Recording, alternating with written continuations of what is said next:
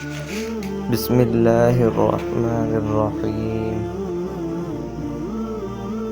ابن عباس رضی اللہ تعالیٰ عنہ روایت کرتے ہیں کہ نبی کریم صلی اللہ علیہ وسلم نے عید الفطر کے دن 2 رکعت نماز پڑھی، نہ تو اس سے پہلے کوئی نفل پڑھا نہ اس کے بعد۔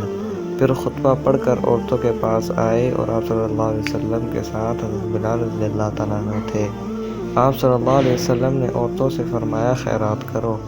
وہ خیرات دینے لگیں، کوئی اپنی بالی پیش کرنے لگی، کوئی اپنا ہار دینے لگی۔ صحیح بخاری 966۔ نبی کریم صلی اللہ علیہ وسلم عید الفطر کے دن نکلے تو آپ صلی اللہ علیہ وسلم نے نماز پڑھائی، پھر خطبہ دیا، پھر عورتوں کے پاس آئے اور انہیں نصیحت کی اور انہیں صدقہ دینے کا حکم دیا۔ نبی کریم صلی اللہ علیہ وسلم عید الفطر کے دن عیدگاہ کی طرف تشریف لے گئے تو آپ صلی اللہ علیہ وسلم نے خطبے سے پہلے نماز پڑھی۔ اگر آپ کو یہ ویڈیو اچھی لگی ہو تو چینل کو سبسکرائب کریں اور ویڈیو کو لائک کریں۔ السلام علیکم ورحمۃ اللہ وبرکاتہ۔